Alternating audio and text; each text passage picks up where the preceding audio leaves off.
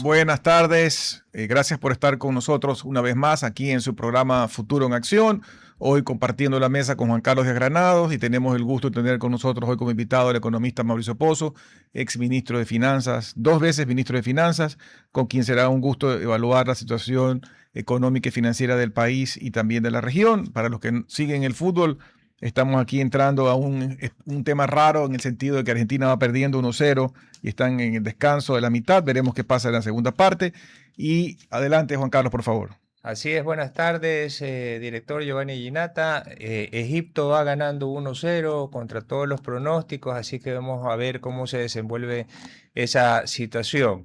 En el intervalo también, para aquellas personas que nos interesan también otros temas simultáneamente, estamos, como decía, con el director Giovanni Ginata, con el economista Mauricio Pozo. Mauricio, nuevamente bienvenido. Y quería consultar para iniciar y darnos contexto a esta conversación sobre cómo ve la coyuntura actual económica del Ecuador. Buenos días, Juan Carlos. Giovanni, gracias por la entrevista. Terminamos el primer semestre del año. Los resultados que se habían observado hasta el primer trimestre no han variado mayormente frente al segundo y las estimaciones siguen siendo similares o las mismas. ¿A qué me refiero? Todas las estimaciones de credibilidad, llamemos Banco Mundial, Fondo Monetario, el propio Banco Central del Ecuador, CEPAL, apuntan a que el país este año crecería entre el 2.2 y 2.5. Ese es el rango de las estimaciones. Y eso no ha cambiado. ¿Esto qué significa en términos prácticos? Un crecimiento menor al del año pasado, una desaceleración, obviamente entendida porque el año anterior tuvimos el rebote del año 24, que se produjo una recesión y eso obviamente dio espacio para que haya un repunte del 25 al 3.7, pero ahora como que regresamos al ritmo de la última década. Y esto probablemente esta tasa sea aceptable, no óptima, pero aceptable para Alemania o Suiza, porque tienen resueltos los problemas fundamentales como empleo y pobreza, pero no es el caso de Ecuador. Ecuador tiene que moverse a un ritmo mucho más acelerado y por plazos largos, al 5, al 6%, para poder atender estos problemas, por ejemplo, de los que acabo de citar. ¿Por qué se ha dado eso? Por varias razones, una de ellas porque el sector público, el Estado, no ha sido un socio del proceso de reactivación económica y no lo ha hecho porque su participación, por ejemplo, en obra pública es marginal. Lamentablemente, el 97% del presupuesto se va en gastos no productivos, pongámoslo así.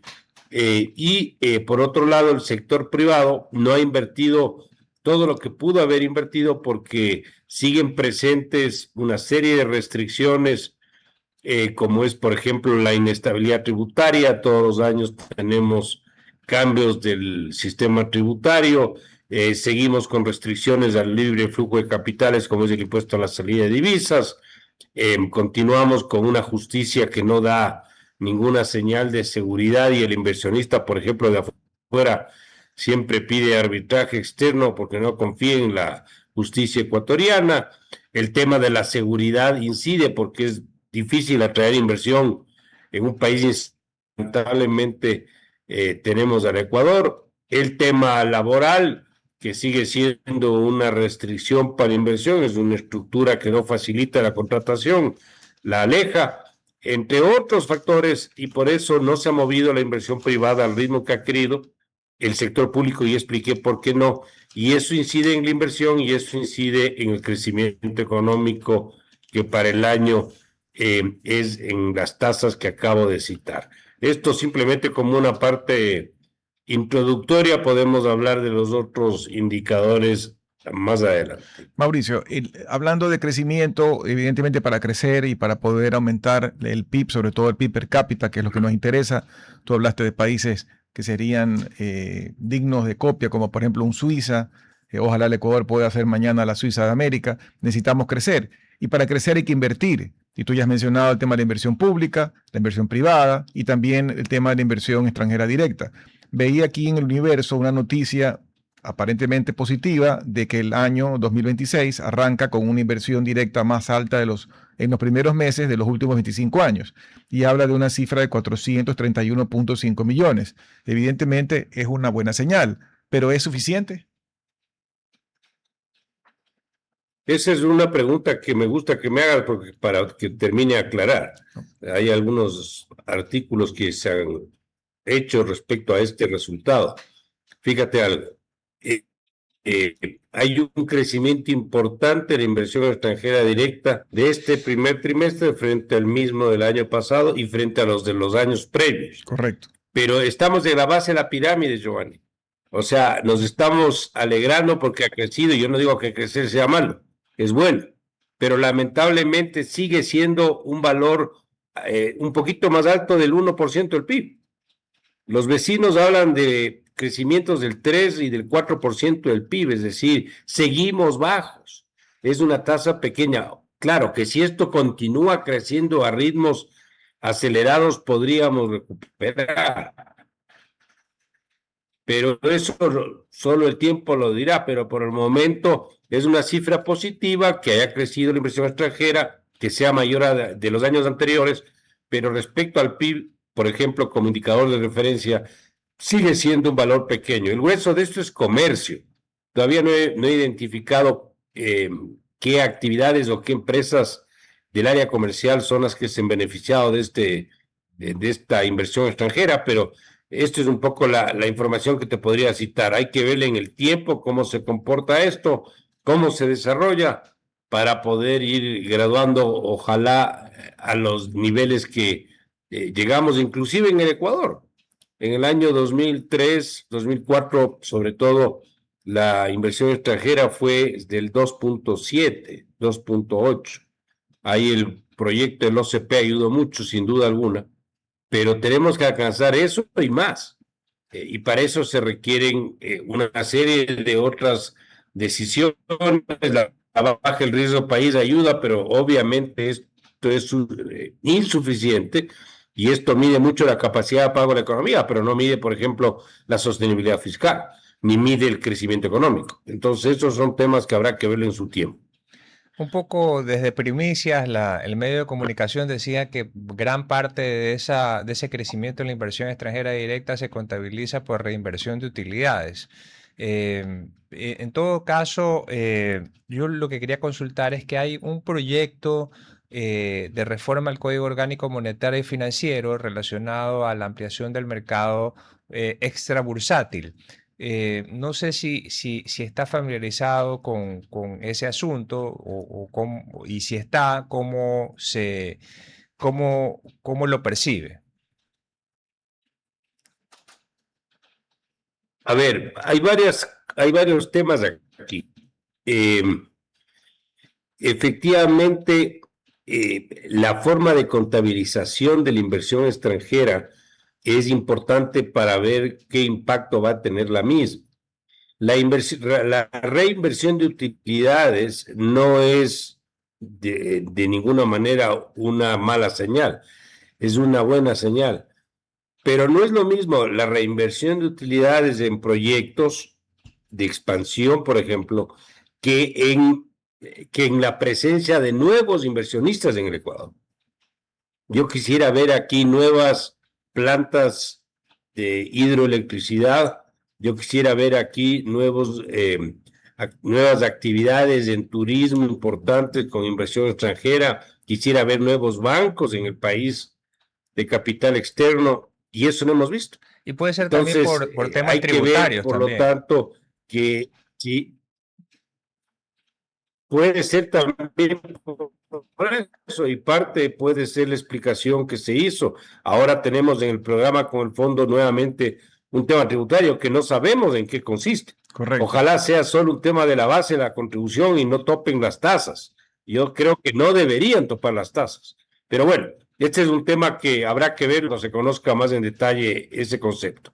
Y los cambios que se acaban de hacer en el COMIF, en el Código Monetario y Financiero, que introducen algunos ajustes al tema del mercado bursátil y qué podría irse en el lado extra bursátil y qué se canaliza en el lado del sistema que pasa a través de bolsa, pongámoslo así. No creo que genere los principios que debe perseguirse en un cambio en la reforma del mercado de capitales. ¿A qué me refiero? No creo que mejore mayormente ni la liquidez, ni la profundidad, ni la intensidad en el uso del mercado.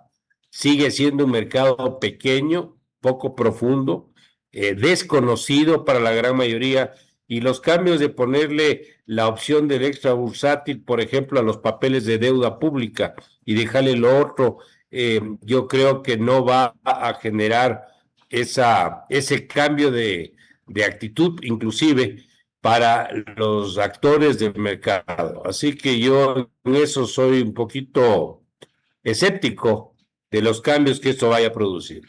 Hablando del tema tributario, tú mencionabas lo del fondo y entiendo que las proyecciones de los próximos meses se ve que se está pronosticando un incremento de la recaudación. Y como tú bien dices, no está muy claro de qué vía viene, si viene por la vía de nuevos impuestos, de aumento de tasas o lo que sería correcto, el aumento de la base, de que se esté recaudando de quien no paga o de quien está evadiendo, que eso sería realmente lo correcto. Pero viendo algunos impuestos que ya existen, evidentemente el de salida de divisas es uno que hemos hablado contigo, que ha sido cuestionado ampliamente, que yo entiendo la necesidad de mantenerlo temporalmente por la facilidad de cobro, por la situación de la caja fiscal, por la emergencia de seguridad, pero no debería mantenerse por los siglos de los siglos, debería buscar la manera de sustituirse. ¿Qué opciones podría haber para sustituirlo? A ver, este impuesto, Giovanni, debería levantarse de manera gradual. Fíjate que cuando se lo implantó en el 2007, supuestamente el objetivo fue evitar la salida de capitales. Y a lo largo de los años se ha convertido en uno de los impuestos de mayor recaudación, después del impuesto a la renta y el IVA, uno de los mayores de recaudación. ¿Qué ha significado esto? Que nunca han salido más capitales que con la presencia del impuesto. Entonces, eso quiere decir que el impuesto no ha servido para ello. ¿Y por qué han salido los capitales? Por todos los elementos que hemos comentado. Por la inseguridad, por la falta de certidumbre, por la injerencia de la política en la economía, por la falta de perseverancia en las acciones, etcétera, etcétera. Entonces, ¿eso qué significa? Que siendo un impuesto importante desde el punto de vista fiscal, pero que le ayuda al presupuesto, pero no le ayuda a la economía, pongamos esos términos, debería írselo levantando del 5% que tenemos ahora de tasa, ir en un proceso de reducción gradual que ya se lo inició, recordemos, en el gobierno del expresidente Lasso. Correcto. Se inició, no recuerdo mal, si no recuerdo mal fue 0,5, pero de ahí eso quedó como un intento y volvió a lo que volvió. Entonces me parece que debería hacérselo de esa manera. ¿Y cómo se lo puede ir reemplazando? Por varias vías, por la ampliación de la base de contribución, sin habiendo exenciones por varios conceptos. Fíjate, por ejemplo, lo que son inversiones que tienen exención tributaria por plazos de años excesivos. Y no porque tú le bajas el plazo, aumenta la recaudación y no es que se va a evitar la inversión. La inversión no viene necesariamente solo por ese factor. Entonces yo creo que sí hay formas de poder incorporar mayores ingresos que puedan ir reemplazando en el tiempo lo que está nutriendo este impuesto a la salida de divisas. Hay sectores que casi no participan en el circuito tributario. Te doy un ejemplo. El caso de los transportistas. Alguien decía es difícil ubicarles porque nunca están en ningún lado. Pero bueno, hay sectores que tienen una contribución, yo diría, muy poco significativa y que podrían empezar a ayudar. Y lo de fondo, ¿quiénes son los que pagan impuestos? Los que siempre han pagado impuestos. Claro, las 100 Y compañías más cuando grandes de suben Ecuador. las tasas, ¿quiénes son los que nunca van a pagar? Los que nunca van a pagar, los que tampoco han pagado en el pasado, no van a pagar ahora que por alguna razón se han vuelto colaboradores del Estado. Entonces, yo creo que sí hay formas de ir reemplazándole poco a poco. Y lo de fondo, eso es del ingreso. Pero una forma de no complicarle al resultado fiscal, al balance fiscal, El gasto. es cuando tú actúas en los dos lados del balance. Tienes que buscar el ingreso, pero tienes que actuar en el gasto también, pues. Y de esta manera ir en el tiempo compensando lo que significaría un levantamiento de este impuesto que para mí ha sido muy dañino. ¿Y ha habido una reducción efectiva del Estado con la fusión de los ministerios y alguna otra gestión que haya hecho el gobierno para poder lograr estos objetivos o todavía eso está pendiente? A ver, no quisiera sonar de excesivamente crítico o pesimista, pero lamentablemente los números son los que son. Recordemos que hubo una reducción de 20 a 14. El impacto en gasto público, cero. El impacto en nómina, no solamente que cero, aumentó un poquito. Es decir, no ha habido ningún tipo de beneficio producto de ese primer proceso de 20 ministerios a 14. Ahora lo bajan a 10. Pero que yo sepa, no ha habido tampoco ningún decreto normativo, ningún reglamento para el particular, con otros problemas que no veo que estén discutidos, al menos conocidos por la ciudadanía. Por ejemplo, yo estuve 2 veces y puedo hablar por el beneficio de haber conocido por dentro el Ministerio de Economía y Finanzas. Las horas del día no te alcanzan. Es decir, no, y uno tiene que dormir también algo. Entonces, si tú le incorporas a eso actividades como la agricultura y la ganadería, y el otro creo que es producción o comercio, simplemente yo veo que humanamente va a ser imposible atender de la forma como debería atenderse una cartera de esa naturaleza. O sea, le veo complicado, uno. Dos, el ministro de Economía no necesariamente tiene que saber otras cosas, o sea, no tiene por qué saber de todo. Yo al menos me meto en lo que creo que algo me manejo mejor, pero yo no sé de agricultura, yo no soy un experto en esa área. Me costaría primero aprender del tema para poder dar los lineamientos y la política sobre el particular. Entonces, yo no sé si eso en términos de eficiencia va a generar los resultados. Y te doy un tercero. El Ministerio de Economía y Finanzas administra los recursos fiscales producto de la deuda, de la parte tributaria y de la parte petrolera. Si tú le incorporas sectores que te demandan recursos para proyectos específicos, como es agricultura, por ejemplo, te vuelves juez y parte. Claro. O sea, ¿cómo distancias, cómo diferencias la administración fiscal con la demanda de recursos fiscales para fines agrícolas, por ejemplo, o de ganadería? Entonces yo no le veo claro cómo se va a poder compaginar la una cosa con la otra y por lo tanto, ya inclusive por experiencia anterior, soy escéptico del resultado que esto pueda tener. Mauricio, tú has hablado del tema del gasto público y también mencionaste el hecho de que queda muy poco para la inversión pública. Tú fuiste ministro la primera vez con Lucio Gutiérrez y contigo hemos hecho este ejercicio varias veces y realmente el Ecuador, desde esa época para acá, ha triplicado o más el gasto corriente, sobre todo la nómina. Sin embargo, los ciudadanos no tenemos 3 veces más salud, ni más educación, ni peor aún seguridad. Y entonces no veo que ningún presidente de los últimos años haya hecho un esfuerzo profundo en realmente sentarse a ver qué se mantiene y qué no, qué realmente genera valor agregado para la sociedad y es necesario y qué no. Y te pongo del otro lado, del lado del usuario. Yo gasto por lo menos un 20% de mi tiempo en oficina a lidiar con temas burocráticos improductivos. Que el permiso de aquí, que el permiso de allá, cosas que realmente no me generan valor ni me dan un servicio, sino son simple cumplimiento de un montón de trabas que aparecen y aparecen y aparecen, y lidiar a nivel local, a nivel provincial, a nivel nacional, con una serie de cosas que hoy en día son exigencias. Y llego siempre a la conclusión que a la hora, entonces el que navega subterráneamente en la informalidad está mejor que el que quiere hacer las cosas bien como yo. A ver, hay varios temas aquí. El gasto público agregado respecto al PIB entre el 2000 y el 2006 fue en promedio del 21%. Después, en el 2007 empezó al 25% y empezó a subir. Y el 2014 llegamos al 44%, fíjate, del 21 al 44%, en términos del PIB, para hacerle comparable las cifras. Eso ha bajado hasta más o menos este rato al 38%. O sea, 38% del PIB. Bajarlo al 21% en un año es imposible. Eso, lo único que se podría hacer es un esquema gradual de reducción del proceso. Yo le pude parar entre el 20 y el 21 y están las cifras ahí para que se lo pueda chequear el tema del gasto.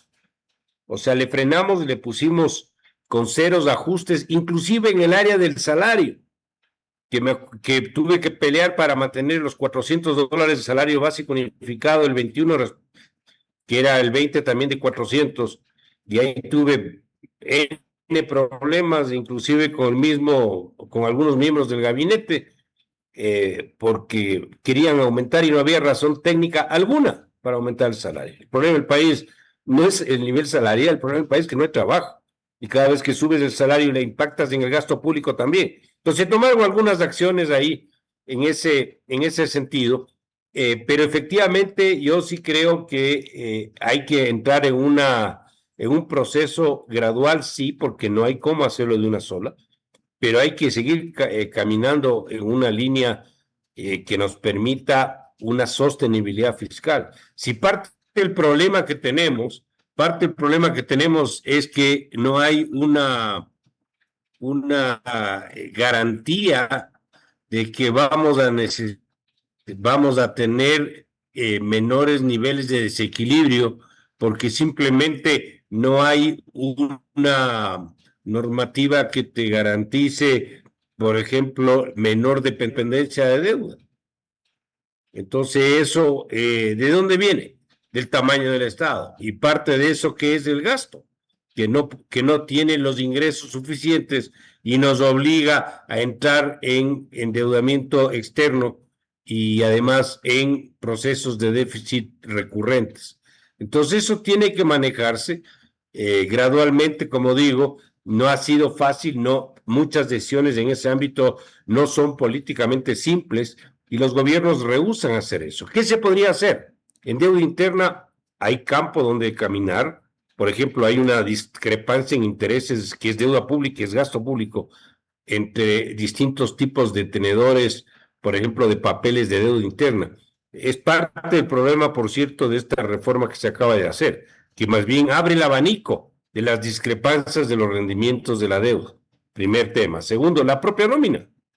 Pasamos del 5% del PIB en el año 2004 al 9 y pico por ciento en la actualidad. Hemos casi duplicado respecto al PIB y sin embargo no hay ningún tipo de resultado que uno le pueda valorar en ese sentido.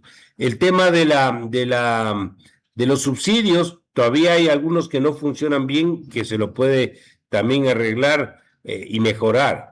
El subsidio, por cierto, a los derivados que hemos avanzado, que yo le veo bien, no es que hemos eliminado el subsidio, sigue habiendo el subsidio. O sea, pero sobre se ha todo reducido, en un tema grueso como el caso del diésel, que todavía existe. El pago las transferencias del gobierno central a los beneficiarios, el caso de los GATS. Ahí hay desperdicio de recursos también. La ley que se aprobó hace pocos meses, ojalá ayude, que busca, como saben, cambiar la estructura en poco tiempo a un 70% en inversión y 30% en todo eso, porque también hay desperdicio de fondos. Se asigna plata a la educación y a la salud, 6% a la educación del PIB, 4% del PIB a salud, y no hay objetivos. No sabemos cuál es la trazabilidad, si en el pasado han cumplido o no han cumplido, es decir, hay una falta de rendición de cuentas, de la accountability que llaman los americanos, y eso hace que se desperdicie plata.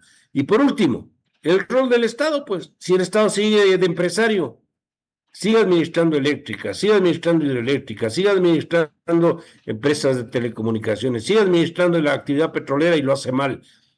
Todo eso es gasto público y todo eso es viable que se deba arreglar. Algunos cambios requieren leyes, otros son decisiones del Ejecutivo, pero los gobiernos muchas veces ven el tema político y no avanzan en esa dirección. El tema de la seguridad social también, que no me quiero olvidar, que hemos conversado varias veces, es un problema institucional, pero también es un problema fiscal.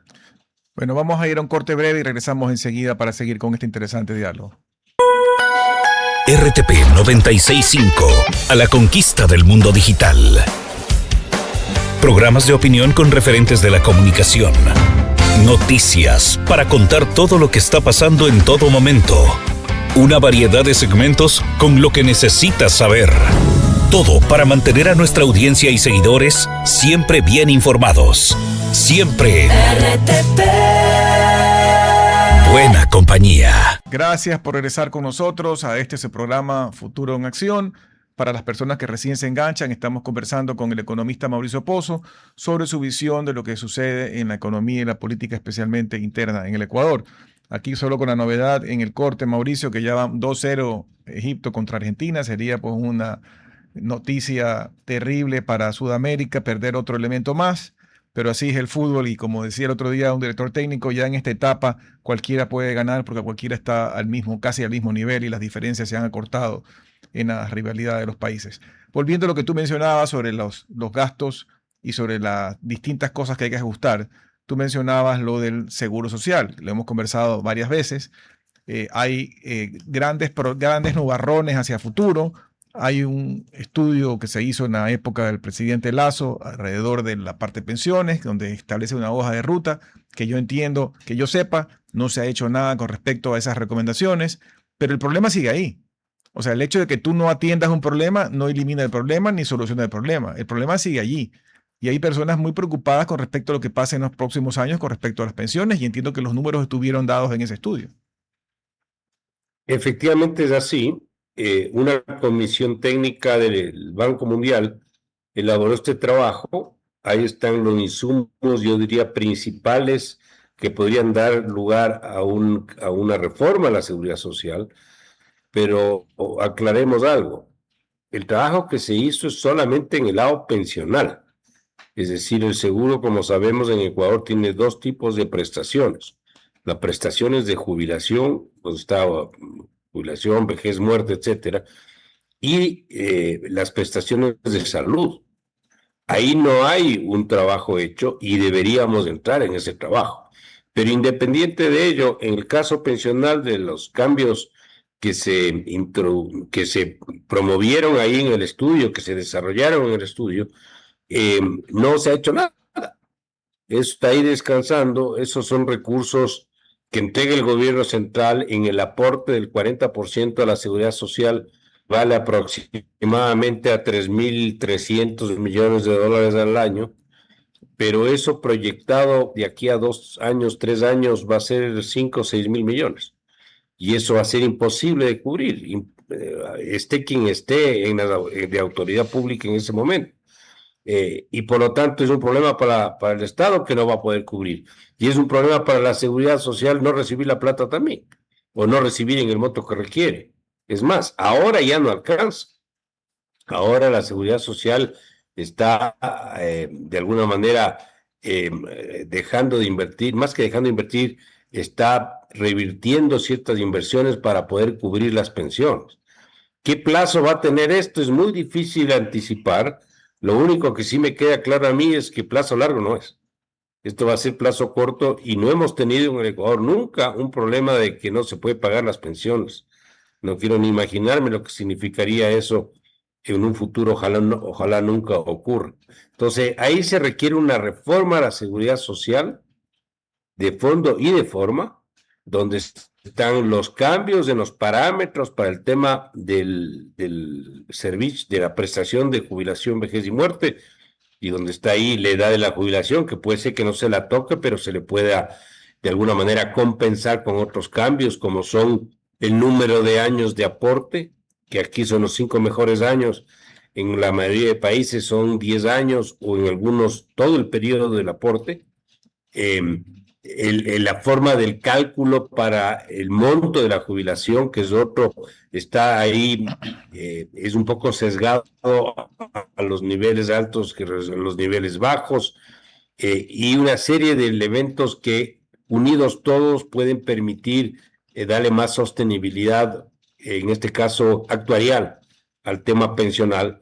Y obviamente debe estar de la mano también con una reforma interna de la seguridad social, donde hay problemas también de obesidad.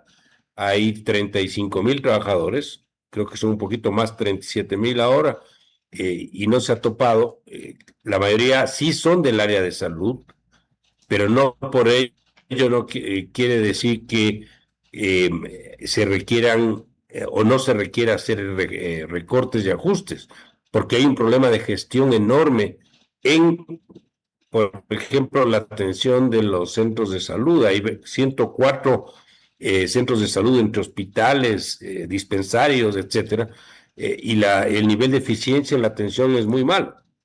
Hay hospitales donde la atención, por ejemplo, para cirugía tarda meses, y están absolutamente saturados. Del caso, por ejemplo, del Carlos Andrade Marín en la ciudad de Quito, pero hay otros que están en otras ciudades donde hay subocupación. Entonces, sí hay un problema de administración y gestión, y esto hace que sea poco eficiente.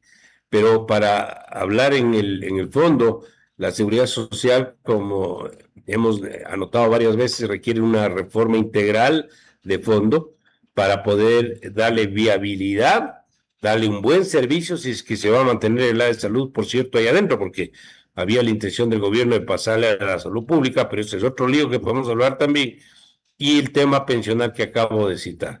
Si no se hace eso, vamos a seguir con esta pistola en la cabeza para las finanzas públicas y también para la propia seguridad social. Y probablemente en este caso lo que estemos esperando es la crisis, porque nadie quiere tal vez mojarse el poncho y asumir esa responsabilidad, porque es un tema que políticamente podría ser difícil de manejar. Pero sin embargo, coincido que este tema, por lo menos pensional, va a tener un desenlace a corto plazo, porque los números no dan.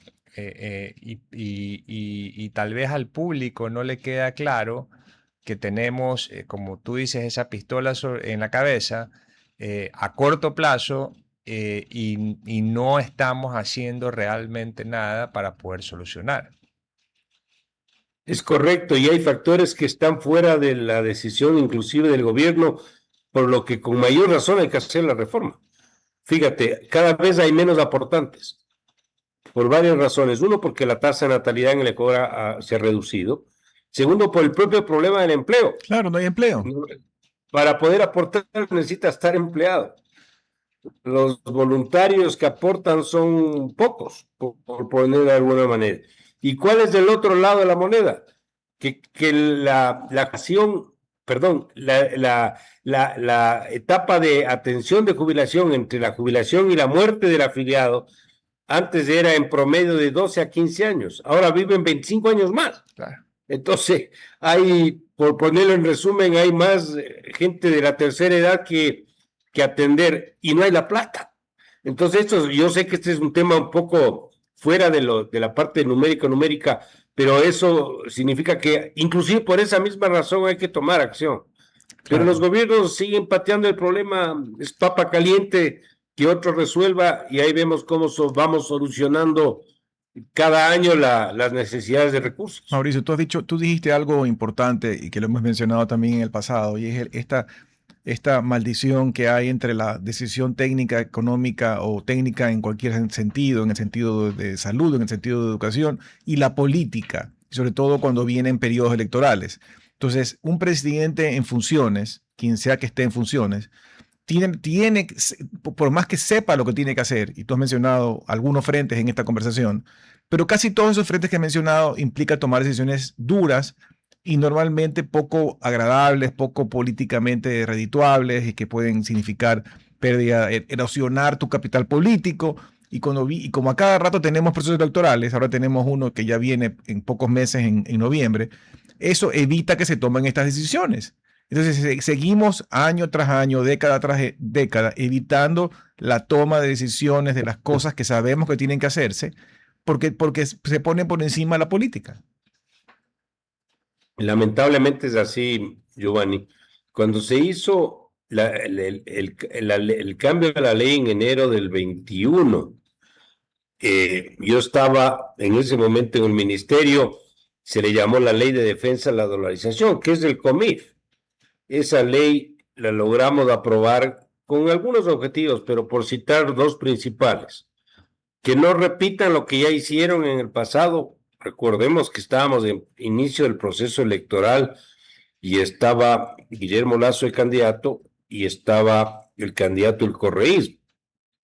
Y obviamente no sabíamos qué iba a pasar en ese momento y había el riesgo de que repitan, por ejemplo, la apropiación de reservas internacionales que hicieron en la década anterior. ¿Qué es lo que se hizo en la norma? Se puso candados para que no puedan volver a utilizar la plata de la reserva. Y el segundo es darle más autonomía e independencia al Banco Central.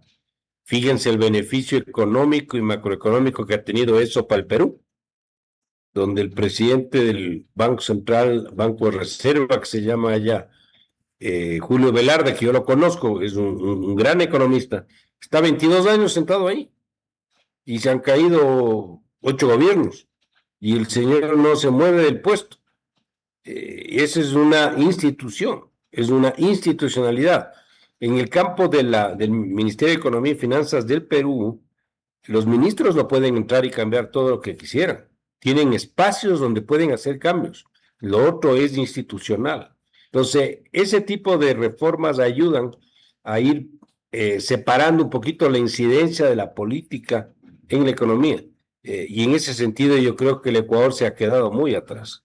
Aquí la vinculación entre ambos ámbitos son muy cercanos, las vinculaciones son muy cercanas, y eso ha hecho que se contamine mucho la economía con la política. No se trata de no considerar, porque siempre hay que estar pensando también en los temas políticos, pero eso, ponerle, como se dice, como podríamos decir, a la economía política por encima de la política económica, me parece que es un error, porque eso nunca da los resultados que los países buscan. Los gobiernos tienen que hacer lo que tienen que hacer. Para eso son elegidos. Otro tema que el otro día escuchaba algún analista político, que estoy de acuerdo, no debería haber la reelección inmediata, porque el problema de la reelección inmediata es que los gobernantes quieren quedarse un periodo más. Entonces eso hace que ciertas decisiones que les puede afectar políticamente o electoralmente no se las adopte, porque están pensando en el próximo proceso. En las elecciones próximas. Claro, entonces que puedan volver a ser gobernantes está bien, pero no de forma inmediata, al menos saltando un periodo. Entonces, esos son temas que no tienen en otros países y que lamentablemente seguimos teniendo aquí en el Ecuador. Juan Carlos. Claro, sí es una propuesta interesante, porque de todas maneras pues ya tendríamos un presidente que ha ejercido funciones, que ha tenido la curva de aprendizaje y podría ser reelegido, pero no inmediatamente, y entonces las decisiones ya no serían políticas. Ahora, desde tu experiencia, habiendo ocupado puestos importantes en el sector público y en el sector privado, ¿cuál es el riesgo más importante para el Ecuador en este momento? Fíjate, el Ecuador es una economía vulnerable, pongámoslo en esos términos. Estadísticamente estamos en un punto de equilibrio inestable. Es como una torre donde está una bolita arriba y con cualquier impulso se cae para cualquier lado. Entonces estamos siempre dependiendo de que el precio del petróleo no se caiga, dependiendo de que no nos afecten las relaciones internacionales de algún factor, que se consigue el financiamiento y por lo tanto estamos siempre dependiendo de la deuda. Es una economía inestable, no tiene respaldos, no tiene defensas. Por eso los ahorros fiscales siempre fueron importantes y para ello tenemos que volver a ese esquema que sí está en la normativa, Pero para ello, para poder acumular reservas, hay que caer en la relación deuda-PIB al 40%. Ahora estamos en la consolidada en el 49 y en la otra estamos en el 60 y pico, en la agregada. Entonces todavía nos falta largo, por ponerlo así, para poder empezar a acumular recursos. Y además, el sector público no ha ayudado para el desenvolvimiento privado. Te doy el ejemplo de las exportaciones.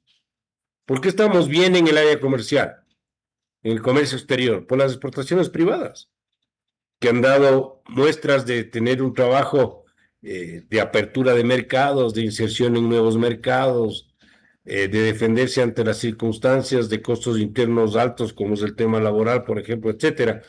Y son las que han sostenido el comercio exterior y la propia liquidez que proviene de un saldo comercial favorable, pero la exportación pública, que es la de petrolera, nos ha ido mal.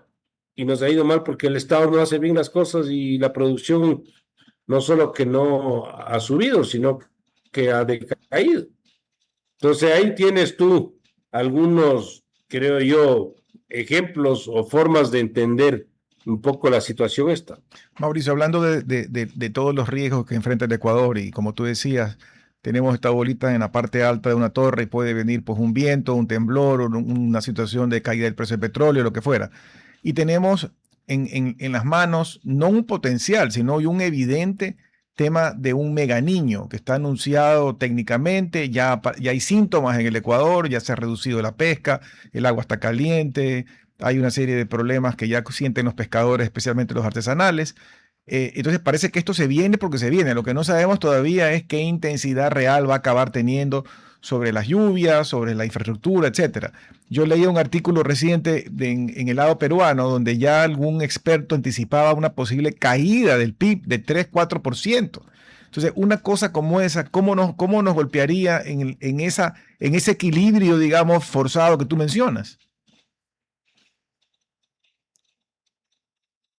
Fíjate, este es un fenómeno que es impredecible porque es un tema del ambiente. No sabemos qué pueda pasar. Yo acabo de revisar un trabajo que se hizo aquí en el Ecuador, un grupo de técnicos de lo que podría significar el fenómeno del Niño que se viene. Y el rango puede estar entre 1 y 2%. Me refiero 1 o 2% del PIB. Negativo. Es decir, claro, en contra, digamos, si el PIB crecería de forma normal al 2%. Y viene el fenómeno del Niño y tiene un impacto del 2, nos quedamos en cero. En cero. Que en términos reales es negativo, me refiero en términos del crecimiento poblacional, por ejemplo. Entonces, esto hace que sí pueda haber ahí, lamentablemente, un factor adverso que nos pueda golpear y nos impida avanzar, por ejemplo, en reanimación económica de una manera más dinámica. Fíjate, voy a mezclar un poquito las cosas, pero yo, admirando el tema del fútbol, sobre todo me pareció Noruega realmente una sorpresa tan grande. Pero en el área económico de Noruega, los noruegos tienen las reservas fiscales más grandes del mundo. Y ellos podrían dejar de trabajar por algunas generaciones porque tienen los recursos para ello. Esos son los países que han manejado bien las cosas. Su fondo petrolero. Entonces, de ahí, sí, ¿no? Claro. Entonces tienen unas reservas que si mañana tienen algún problema ambiental o un problema que las tasas de interés ya fueran subido, han bajado, o precios de productos de exportación que se derrumban, tienen cómo defenderse. Pero acuérdate Pero que no. aquí el presidente Correa satanizó los fonditos, se reía de los fonditos, que lo tuvimos y lo mataron. Claro, y ahora inclusive todavía hay comentaristas que dicen, oye, pero las reservas internacionales están en 12,000 millones, ¿no será de cogernos un poco para esto? Entonces sí, todavía existen esas ideas un poquito fuera de lugar que le hacen al país que esté siempre al filo de la navaja. Así como en una empresa privada es difícil mantenerse al filo de la navaja porque te puedes caer cualquier rato. En el lado público es igual. Y los países no quiebran, pero entran en crisis. Y eso hace que estemos permanentemente buscando quién nos presta plata. Hubo una emisión de 4,000 millones en enero, se recompraron 3,000, hicimos otra emisión de bonos en el mes de abril, Y no me extrañaría que hagamos más emisiones porque el resto del país nos ayuda en las próximas fechas, en los próximos meses. Pero ¿de dónde viene eso? ¿Esto es tapar un hueco abriendo otro? La respuesta es sí. ¿Es bueno que nos presten?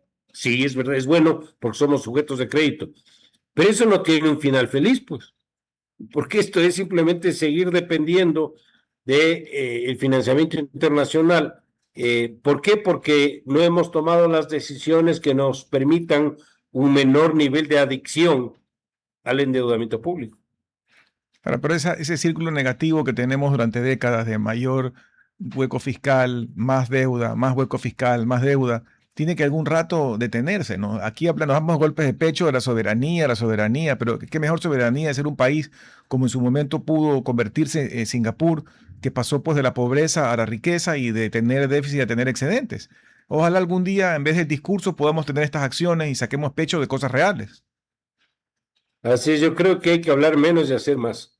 Y los hechos demostrarán que las decisiones que se adoptan fueron positivas. Fíjate, a veces muchas decisiones de política económica son muy criticadas, tienen mucha oposición, tienen mucho rechazo, pero cuando va en la dirección correcta, la historia termina reconociendo que fueron buenas decisiones.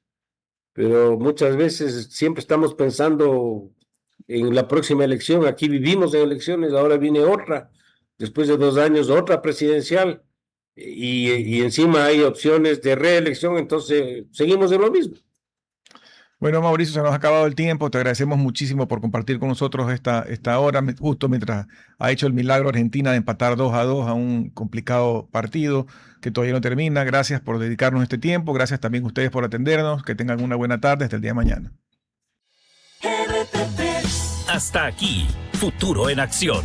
Control Master Marisela Basantes. Transmisión digital Gerardo Díaz. Redes sociales Erika Eras. Dirección Javier Gamboa.